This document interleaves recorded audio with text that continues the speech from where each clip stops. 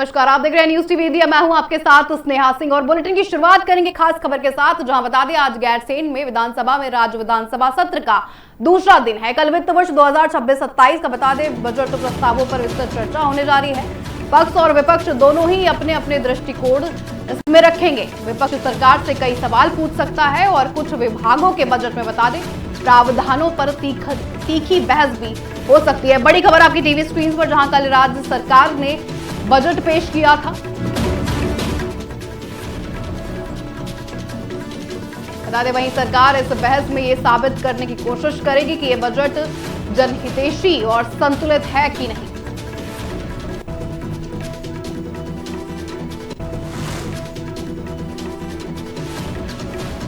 उत्तराखंड विधानसभा सत्र का आज दूसरा दिन है।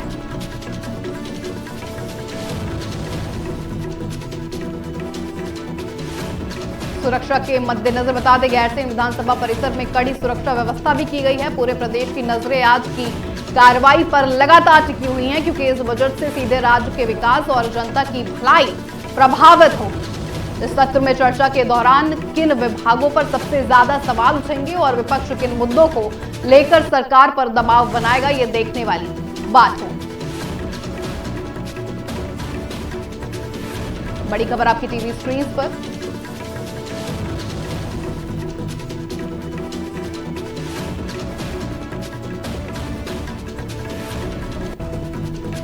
कल राज्य सरकार ने नया बजट पेश किया था, उसके बाद आज दूसरा दिन है।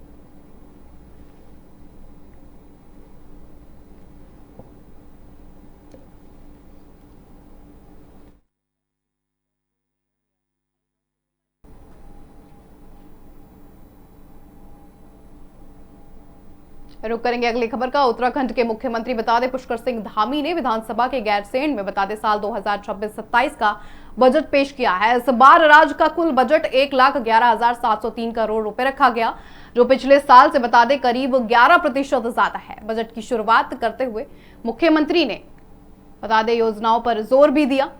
महिलाओं और गरीबों के लिए खासकर बजट ये पेश हुआ है। बजट की शुरुआत करते हुए मुख्यमंत्री ने बद्रीनाथ और केदारनाथ को नमन किया है और राज्य आंदोलन के शहीदों को याद भी किया। उन्होंने पूर्व प्रधानमंत्री अटल बिहारी वाजपेयी को भी श्रद्धांजलि दी है। बता दें महिलाओं के लिए भी कई योजनाओं में बजट बढ़ाया गया है। स्वास्थ्य सेवाओं को मजबूत करने के लिए भी सरकार ने बता दें 4,252 करोड़ रुपयों का प्रावधान किया है। सरकार का ये साफ कहना है कि ये बजट विकास और जनता के वादों को पूरा करने की दिशा में एक अहम कदम होगा। तो आप सभी मीडिया के सभी मित्रों का मैं इस भराड़ीसैंण ग्रीष्मकालीन राजधानी के इस प्रांगण में मैं आप सबका स्वागत करता हूं, आप सबका अभिनंदन करता हूं कि आप सब बड़ा कठिन परिश्रम करके लगातार यहां से कवरेज करते हैं और मैं जानता हूं कई बार अनेक चुनौतियां परेशानियों का सामना भी आप सबको करना पड़ता है, लेकिन उसके बावजूद भी लाखों लाख लोगों तक यहाँ सदन की बात, यहाँ के जनप्रतिनिधियों की बात पहुँचाने का काम करते हैं। तो आज 2026-27 का आय व्यय यहाँ पर बजट प्रस्तुत हुआ है।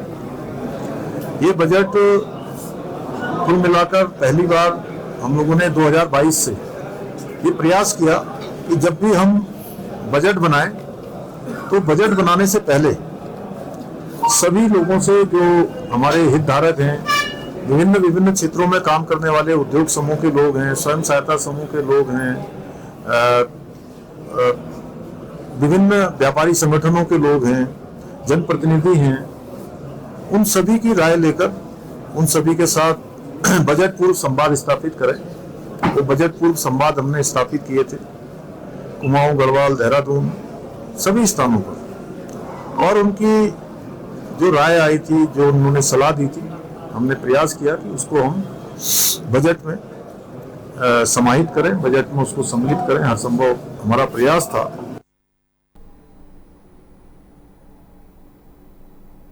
चलिए रुक करेंगे अगली खबर का। विधानसभा के बजट सत्र का आज दूसरा दिन है, लेकिन सदन की कार्रवाई शुरू होने से पहले ही माहौल पूरी तरह गर्म हो गया। जी हां, विपक्ष ने सरकार के खिलाफ मोर्चा खोल दिया है। सदन के भीतर और बाहर दोनों ही जगह कांग्रेस के तेवर बेहद सख्त नजर आए। सुबह से ही बता दें, विपक्ष के तमाम विधायक विधानसभा की सीढ़ियों पर धरने पर बैठ गए हैं और अपने अपने क्षेत्रों की समस्याओं को लेकर जमकर नारेबाजी कर रहे हैं। कांग्रेस आज नियम 310 के तहत बता दें कानून व्यवस्था का मुद्दा उठाकर सरकार को घेरने की पूरी तैयारी में है। केवल सदन के अंदर ही नहीं बल्कि सड़क पर भी प्रदेश अध्यक्ष की अगुवाई में बता दें भारी संख्या में कांग्रेस कार्यकर्ता विरोध प्रदर्शन करते हुए लगातार नजर आ रहे हैं। आशंका यह भी जताई जा रही है कि भारी हंगामे के चलते आज दूसरे दिन की कार्रवाई भी बाधित हो सकती है।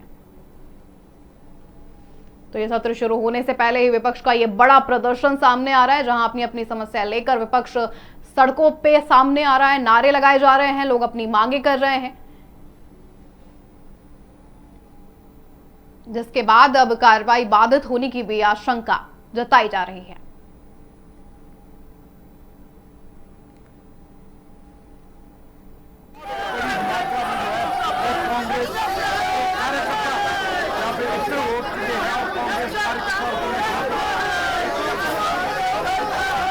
ये सीधी तस्वीरें विधानसभा से सामने आते हुए, जहां सत्र शुरू होने से पहले ही विपक्ष का जोरदार प्रदर्शन सामने आया है। लोग नारे लगाते हुए नजर आ रहे हैं, अपनी मांग करते हुए नजर आ रहे हैं और सरकार को आड़े हाथों लेते नजर आ रहे हैं। विपक्ष पूरी तरह से तैयार है, सामने आकर खुलकर प्रदर्शन कर रहा है, मांगे कर रहा है और नए बजट पर अपने सवाल रखा है। शिक्षा क्षेत्र हो, स्वास्थ्य सेवाओं में हो, इस बजट से लाभ और आम जन इससे ऐसा कोई प्रावधान नहीं किया गया है जिसमें कि आम जन को राहत मिले। निराशाजनक है, सबका परिवार है, हर वर्ग को निराशा नीचे कर ले भाई। देखिए, मातृ शक्ति सशक्तिकरण का सबसे बड़ा प्रावधान तो ये है कि हर विभाग, यदि हम कहें कि पीडब्ल्यूडी विभाग, उसमें जेंडर बजटिंग हो सकती है क्या, लेकिन वो जेंडर बजटिंग की गई है, ये अपने आप में स्वागत योग्य है। उसके माध्यम से महिलाओं के लिए क्या क्या चीजें की जानी चाहिए, ये उनकी सोचने के लिए बाध्यता देती है। इसके अलावा हमारे महिला शिक्षा विभाग से संचालित योजनाओं को बल मिला है। इसके अलावा छात्रावासों को बल मिला है। इसके अलावा खेल विश्वविद्यालयों को बल मिला है, जिसमें हमारे महिला खिलाड़ी भी आती हैं, हमारे पुरुष खिलाड़ी भी आते हैं। तो ये बजट पूरी तरीके से मैं कह सकती हूँ कि आधी आबादी के सशक्तिकरण के दृष्टिगत भी और हमारे युवा और हमारे विरासत दोनों को आगे बढ़ाने के दृष्टिगत जो है इसमें बजट में संपूर्ण प्रावधान किया गया। माननीय मुख्यमंत्री जी बधाई के पात्र है। खबरों में आगे बढ़ेंगे, रुक करेंगे अगली खबर का। उत्तराखंड सरकार के बजट पर अब जैसे कि विपक्ष ने सवाल उठाए हैं, उसी को लेकर बता दें कांग्रेस नेता सूर्यकांत धस्माना ने राज्य सरकार के बजट को दिशाहीन और असंतुलित बता दिया है। जी हां, देहरादून में मीडिया से बात करते हुए उन्होंने ये साफ कहा कि मुख्यमंत्री पुष्कर सिंह धामी सरकार का ये चौथा और आखिरी बजट है, लेकिन इसमें विकास और योजनाओं के लिए कोई साफ योजना नजर नहीं आती है। उन्होंने ये भी कहा कि सरकार इसे संतुलन बजट बता रही है, जबकि असल में ये असंतुलन बजट है।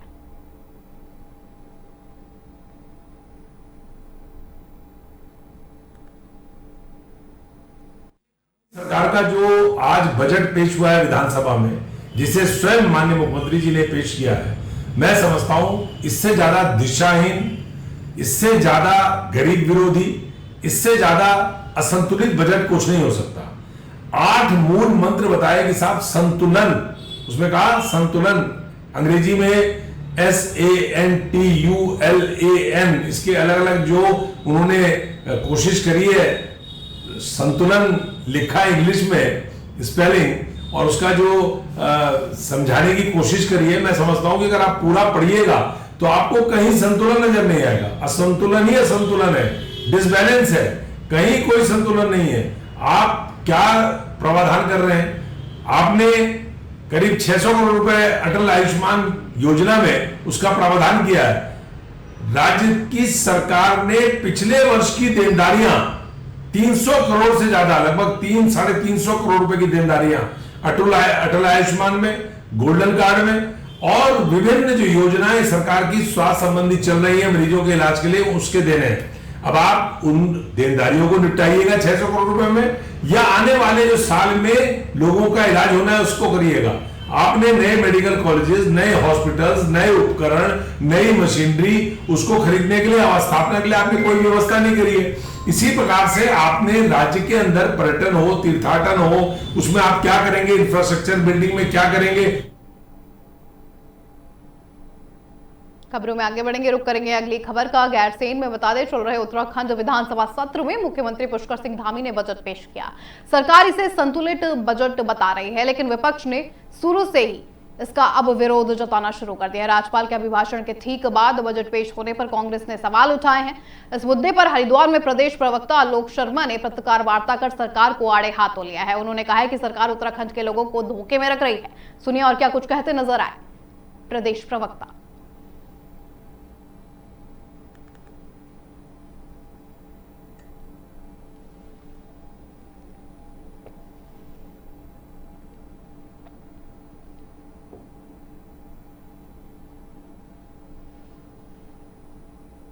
से झूठ का पुलिंदा है। अगर पिछले साल के 2-3 साल के सारे आंकड़े देखें तो बजटरी एस्टीमेट्स और रिवाइज्ड एस्टीमेट्स में बहुत फर्क मिलता है। ये बताते कुछ है और करते कुछ है। आज का बजट पूरी तरह से खोखला है।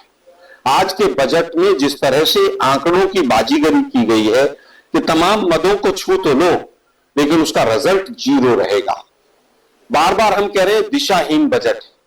उत्तराखंड का जो केंद्र सरकार के पास पैसा था उसका कहीं कोई जिक्र नहीं है, कब लेंगे, कैसे लेंगे। उत्तराखंड की जो मुख्य समस्याएं हैं वो सारी की सारी गायब नजर आती हैं।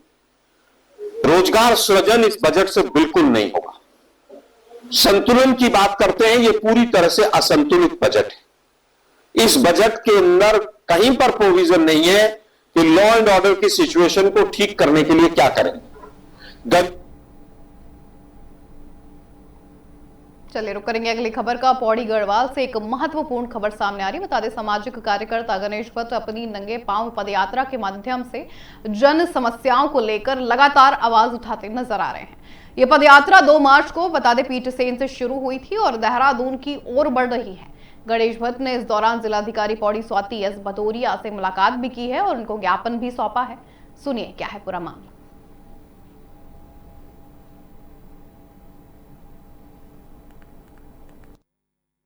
तुम्हारे चैनल के माध्यम से प्रत्येक देश और प्रदेशवासियों को सादर नमस्कार और प्रणाम। आप जो हमारी बात जग जग पहुंचाने काम करना चाहे और लगातार 4 साल बड़ी में समाज सेवा में लगी छो और 2 जनवरी बड़ी पाबो में बैठ भी जब स्वास्थ्य व्यवस्था बिल्कुल चौपट बिल्कुल चौपट और 2 जनवरी में बड़ी बैठ में और 10 फरवरी तक जब काम नहीं हुआ, ध्यान नहीं दिया गया, सरकार शासन प्रशासन और ध्यान नहीं दिया गया, तो हम पैदल यात्रा पीटसेन पर शुरू कर और विधानसभा सत्र चलो चाहे गैरसैंण। इनकी जो यात्रा है जनहित के मुद्दों से, जनहित के जो बिंदु हैं, हमारे जनमानस के लिए जो उनके उत्थान के लिए जो बिंदु हैं, तो उन बिंदुओं पर इन्होंने चर्चा की।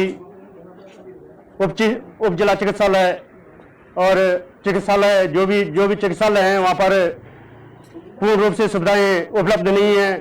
तो हमें भी लगा कि अगर पूर्ण रूप से सुविधाएं उपलब्ध नहीं है तो इसी के माध्यम से फिर इसी माध्यम से मुझे जो है कि इनके साथ धरने में भी जुड़ना पड़ा। और इसमें ये जो गणेश भट्ट जी हैं एक सामाजिक कार्यकर्ता, उनके द्वारा यहाँ पे ज्ञापन भी दिया गया और ये आगे भी अभी ये पदयात्रा कर रहे हैं। उन लोगों के द्वारा समझाने का भी प्रयास किया गया कि वो पदयात्रा को मतलब अपने हेल्थ को ध्यान में रखते हुए ही आगे मत करें, लेकिन अभी किया जा रहा है तो हम लोगों को भी, पुलिस को भी हम लोगों ने निर्देशित किया कि उन्हें ट्रैक भी करें, उनके स्वास्थ्य आदि का भी ध्यान रखें। और बाकी जो आज उसमें कुछ अपनी डिमांड दे रखी थी, तो उसमें कुछ एम्स खोलने के संबंध में, सब डिस्ट्रिक्ट हॉस्पिटल खोलने के संबंध में, कुछ उप तहसील पाबों को बनाए जाने के संबंध में, इस प्रकार की कुछ शिकायतें थीं। तो इसको हम लोग जो संबंधित होंगे उनको हम लोग रिक्वेस्ट भी कर लेंगे। और बाकी जो हमारे स्तर की एज सच कोई जंगली जानवर वाली एक शिकायत थी उनकी।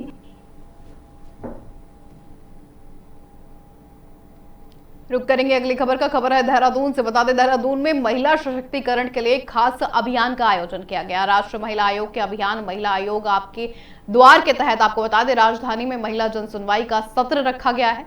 ये जनसुनवाई कुसुम कांडवाल और सदस्य विमला नैथानी की अध्यक्षता में हुई है। सत्र में कुल बता दें 25 फरियादियों ने अपनी समस्याओं को रखा है। साथ ही जनसुनवाई के दौरान घरेलू हिंसा, आर्थिक सहायता, संपत्ति विवाद और लैंड फ्रॉड जैसे गंभीर मामलों पर भी चर्चा हुई है। आप क्या लगती है?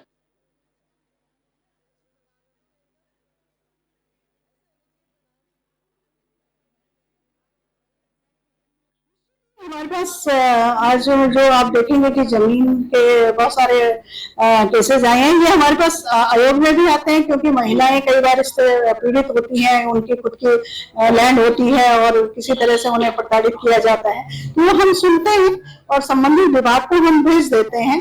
तो ऐसा नहीं है, पुरुषों की भी हम एप्लीकेशन लेते हैं, फिर हम दोनों पक्षों को सुनते हैं। दोनों पक्षों में दूध का दूध पानी का पानी, कौन सही है कौन गलत है वो सामने निकल के आ जाता है। तो आज भी बहुत सारे केसेस ऐसे हैं जिसमें हमने दोनों पक्षों को सुना, तो उसके लिए हमने निस्तारण के लिए संबंधित विभाग को या फिर आयोग के माध्यम से या पुलिस के माध्यम से हमने यहाँ पे निस्तारित किया।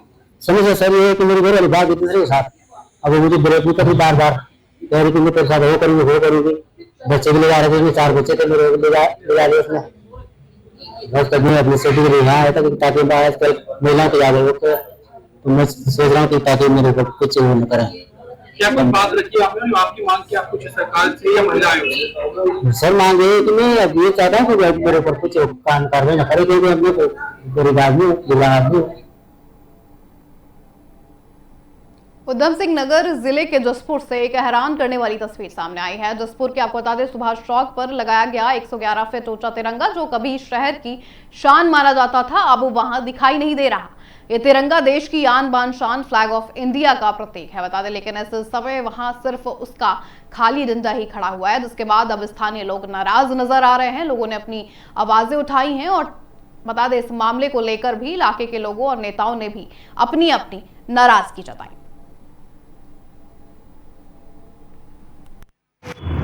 एक हमारे जसपुर के मेन चौराहा जो सुभाष चौक के नाम से जाना जाता है, क्योंकि वहाँ सुभाष चंद्र बोस की मूर्ति है।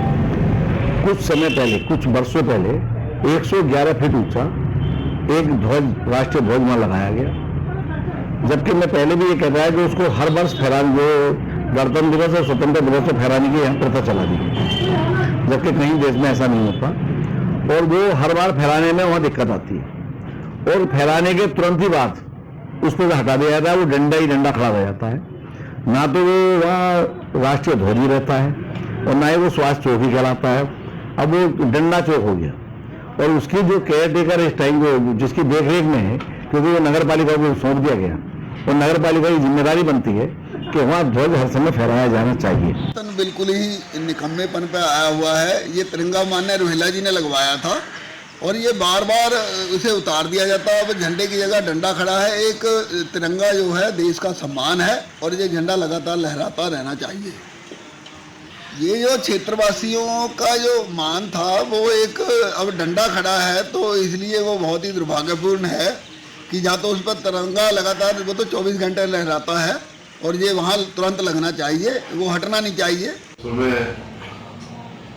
लगभग 10 वर्ष पूर्व यहाँ पर एक 111 फीट ऊंचा झंडा, तिरंगा झंडा लगाया गया था, पर समय अनुसार ये देखा जा रहा है कि मात्र 15 अगस्त या 26 जनवरी को प्रतीकात्मक रूप से वहाँ पर झंडा फहराया जाता है, और झंडे जब फहराते हैं कुछ ही दिनों में वो क्षतिग्रस्त हो जाता है। किस तरह की वो क्वालिटी होती है हमें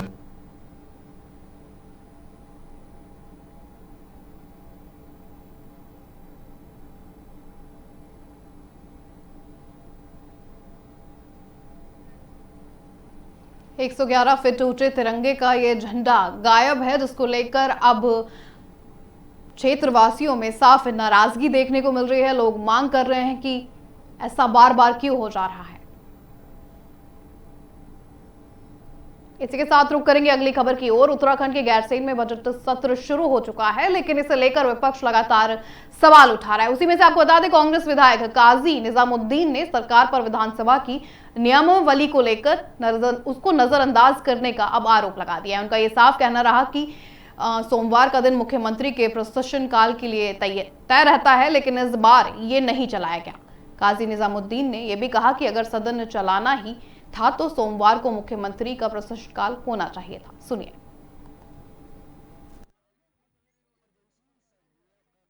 है कि सदन चलाना ही था तो सोमवार का दिन है, बड़ा शुभ दिन था, माननीय मुख्यमंत्री जी का प्रश्न काल था, वो क्यों नहीं चला रहे? गृह, आबकारी, खनन, आपदा, पर्यावरण, परिवहन, नगर विकास, कौन कौन से बड़े विभाग माननीय मुख्यमंत्री जी के पास नहीं है? तो अगर सदन चलाना था तो एक शुभ कार्य इस उत्तराखंड के लिए होता। 45 के लगभग विभाग हैं जो माननीय मुख्यमंत्री जी के पास हैं और सोमवार को इनका प्रश्नकाल आना चाहिए, लेकिन अपना प्रश्नकाल ले नहीं रहे हैं और वो काम कर रहे हैं जो आज नहीं करने चाहिए। तो नियमों की पूरी तरह धज्जियां। रुक करेंगे अगली खबर की ओर। उधम सिंह नगर के बाजपुर में किसानों का मक्की की खेती के लिए प्रोत्साहित उन्हें लगातार किया जा रहा है। बता दें, रामराज रोड स्थित बहुउद्देशीय प्रथम किसान सेवा सहकारी समिति के मुख्यालय में जानकारी देते हुए कंपनी के डायरेक्टर सुधीर चौधरी ने साफ बताया कि किसान मक्का की खेती से अपनी आय बढ़ा सकते हैं और साथ ही पानी बचाने में भी मदद कर सकते हैं। उन्होंने ये भी बताया कि क्रॉपवेल, एग्रीजन LLP और उत्तराखंड कोऑपरेटिव फेडरेशन के सहयोग से किसानों को उन्नत हाइब्रिड मक्का बीज भी आपको बता दें और सब्सिडी भी दिया जा रहा है।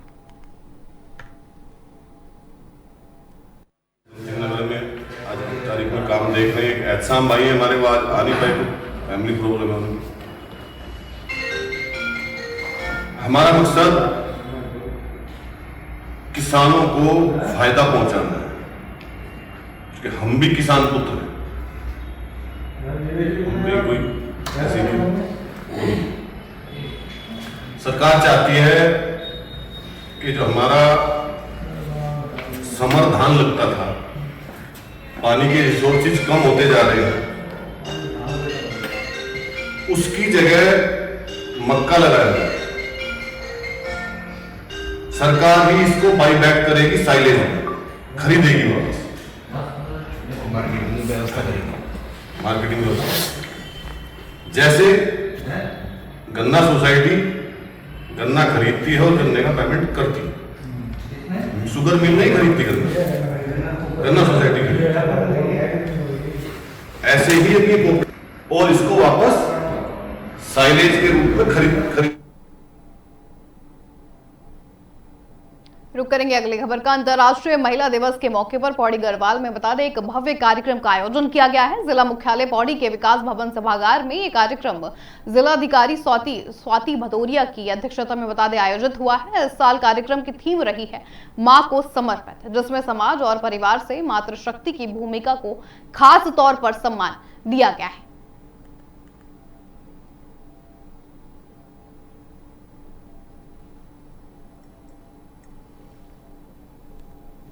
8 मार्च को था और उसी को आज ये 9 मार्च को यहाँ पे सेलिब्रेट किया गया।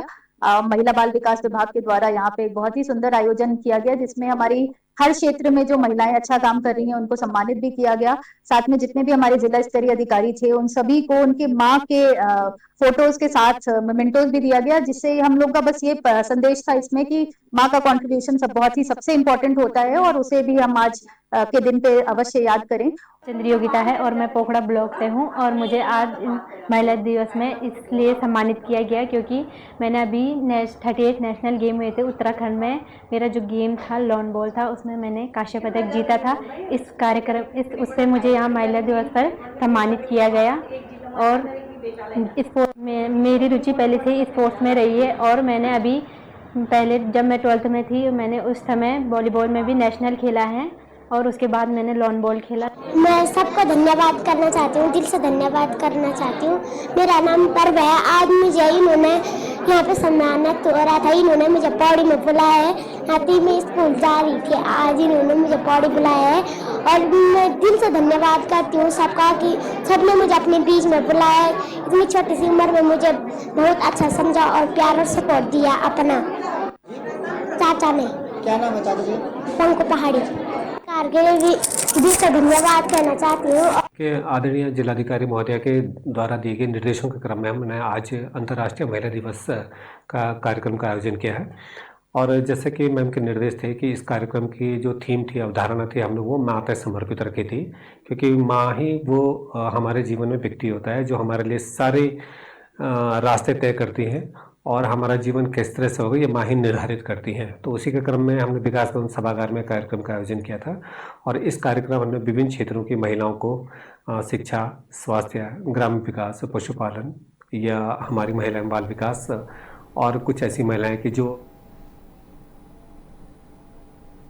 चलिए रुक करेंगे अगली खबर की ओर। उधम सिंह नगर के काशीपुर में आबकारी विभाग ने अवैध शराब के खिलाफ एक बड़ी कार्रवाई कर दी है। विशेष अभियान के तहत आपको बता दें, कई संदिग्ध जगहों पर छापेमारी कर करीब 8000 किलो लहन मौके पर ही नष्ट कर दिया गया है। ये कार्रवाई आपको बता दें, आबकारी आयुक्त के निर्देश पर संयुक्त आबकारी आयुक्त कुमाऊं मंडल और जिला आबकारी अधिकारी के मार्गदर्शन में की गई है। साथ ही टीम ने काशीपुर क्षेत्र के रमपुरा, कुंडेश्वरी और खाई केड़ा इलाकों में भी छापेमारी की है।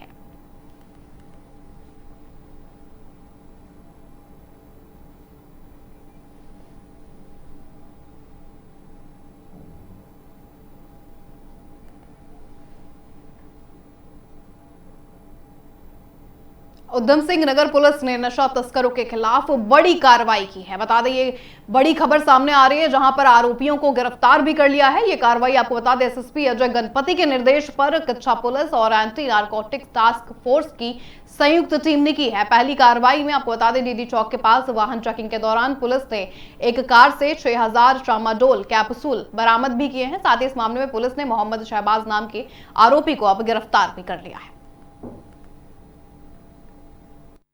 देखिए, कल 8 मार्च को थाना किच्चा और एनडीएफ की टीम की संयुक्त चेकिंग के दौरान कोतवाली किच्चा क्षेत्रांतर्गत अंतर्गत डीडी चौक के पास में एक लड़का जिसका नाम शहबाज है, ये रहने वाला सिरोली कला थाना गुलबट्टा के अंदर रहने वाला है। इसकी उम्र 21 साल है। इसके पोजीशन से कुल 6000 ट्रामाडोल कैप्सूल जो 25 डिब्बों में बंद थे वो बरामद हुए। इस लड़के को अरेस्ट किया गया है और मुकदमा पंजीकृत कर इसमें अगली कार्रवाई की जा रही है।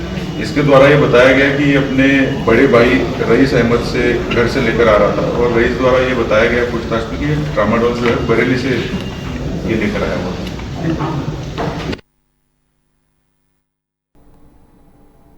रुक करेंगे अगली खबर का। बता दें, गैरसैंण भराड़ी सेन क्षेत्र में आपको बता दें, कर्णप्रयाग गैरसैंण मोटर मार्ग पर आज लंबा जाम लगा हुआ था। सड़क पर चल रहे डामरीकरण और निर्माण कार्य के वजह से ये स्थिति बनी हुई थी। दरअसल सड़क निर्माण के लिए लगाई गई मशीनें सड़क किनारे खड़ी कर दी गई, जिससे मार्ग की चौड़ाई काफी कम हो गई, जिसकी वजह से एक भारी जाम की स्थिति वहां पर बनती नजर आई है। जाम में छोटे बड़े वाहन काफी देर तक फंसे रहे, जिससे यात्रियों को भी परेशानी का सामना लगातार करना पड़ा है।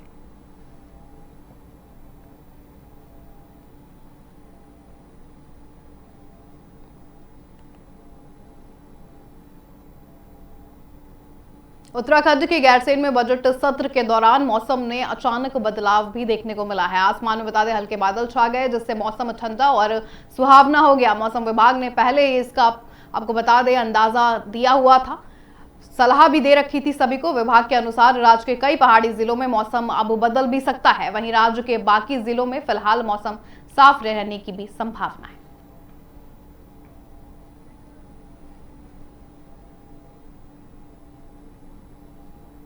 मेरे साथ इस बुलेटिन में इतना ही। देश और दुनिया की तमाम खबरों के लिए आप बने रहिए न्यूज़ टीवी इंडिया के साथ। नमस्कार।